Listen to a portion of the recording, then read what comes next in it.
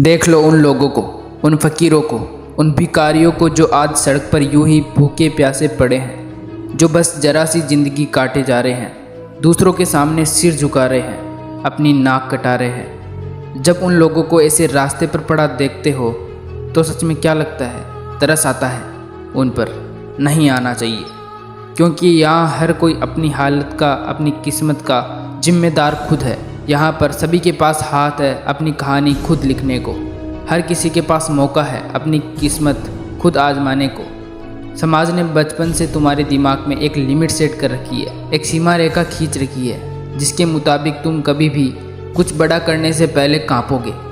तुम्हारे पास बेशुमार ताकत है, इतनी ताकत है कि शायद वो अंदाज़ा भी ना लगा पाए। इतना बल है कि वह किसी को भी हरा जाए, किसी के साथ भी निकल जाए और कहीं भी चमक जाए। लेकिन दिक्कत यह है कि लोगों को अपनी क्षमताओं का पता ही नहीं है। उन्हें अंदाज़ा भी नहीं है जो कुछ वह कर सकते हैं वह किसी का बाप भी नहीं कर सकता। अपना वजूद इतना गिरा चुके हो, हिम्मत को इतना खोखला बना चुके हो कि अब तुम्हारे पास कोई रास्ता ही नहीं है ज़िंदगी के साथ समझौता करने के अलावा। लेकिन क्या इस गुलामी की ज़िंदगी के लिए 9 महीने अपने माँ के पेट में जंग लड़कर आए हो? क्या गुलाम बनने के लिए तुम्हारे माँ बाप ने तुम्हें पाला है, तुम्हें संभाला है?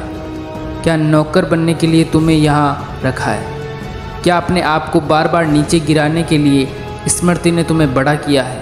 नहीं, ऐसा नहीं है, ऐसा बिल्कुल भी नहीं है। तुम यहाँ आए हो राज करने के लिए, और इसके लिए बस अपनी मानसिकता में एक बात फिट होना चाहिए, और वह है कि साला जो चाहे मर्जी कर ले, मैं तो बड़े सपने ही देखूँगा, मैं तो उसे पार कर ही रहूँगा, चाहे उसके लिए कुछ भी हो जाए, किसी भी तकलीफ़ से गुजरना पड़ जाए, किसी भी हालत से लड़ना पड़ जाए। और एक बार बस खुद को यह बता देना है, खुद को समझा देना है कि बस अब बहुत हो गया।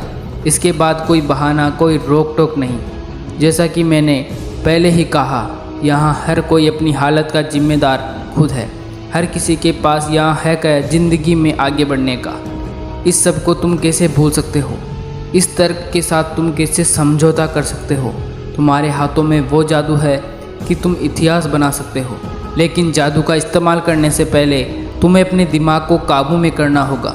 फ़र्क समझो उन दोनों ही लोगों का, एक जिसे नौकर की तरह ट्रीट किया जाता है और दूसरा मालिक की तरह हुक्म चलाता है। क्या फ़र्क है दोनों में? हाँ, जन्म समय में फ़र्क होगा, लेकिन शरीर में तो नहीं है। उन दोनों ही लोगों के जिस्म में एक जैसा रंग है। मैं कहता हूँ, जब एक इंसान पहाड़ तोड़ सकता है, चांद पर जा सकता है, एक अलग सी दुनिया खोज सकता है, तो उसके सामने मेरे और तुम्हारे गोल तो कुछ भी नहीं है। हम तो जो चाहे वह कर सकते हैं।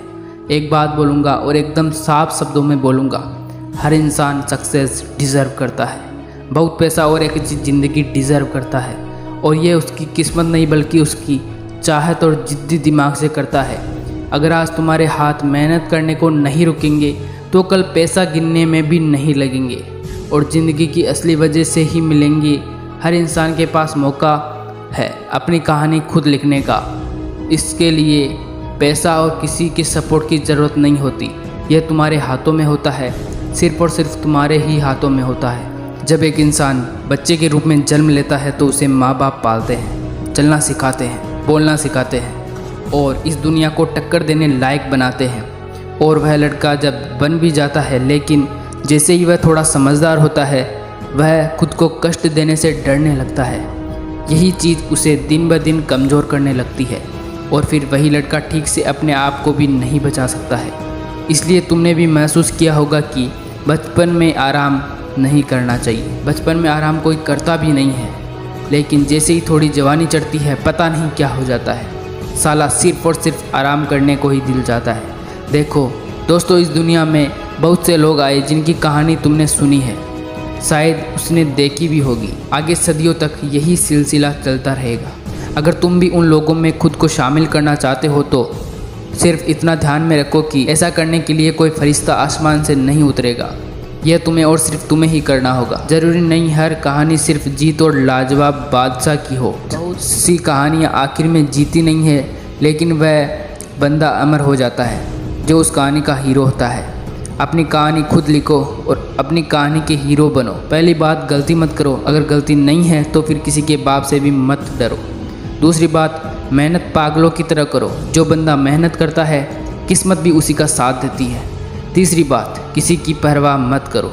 जब तक किसी की परवाह में आंसू बहाते रहोगे, सोचते रहोगे, सिर्फ और सिर्फ दर्द में रहोगे और घंटा किसी में मन नहीं लगेगा और कोई काम ढंग से नहीं होगा।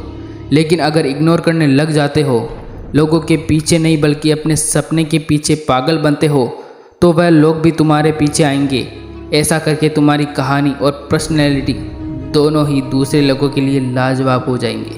तो इसलिए अपनी कहानी खुद लिखो पूरे हक से, अपने दम पर। इंसान को अगर एक ज़िंदगी मिलती है और अगर वही अपनी एक ज़िंदगी में काबिल नहीं बन पाता तो उसे दोबारा इस धरती पर जन्म लेने का कोई अधिकार नहीं है।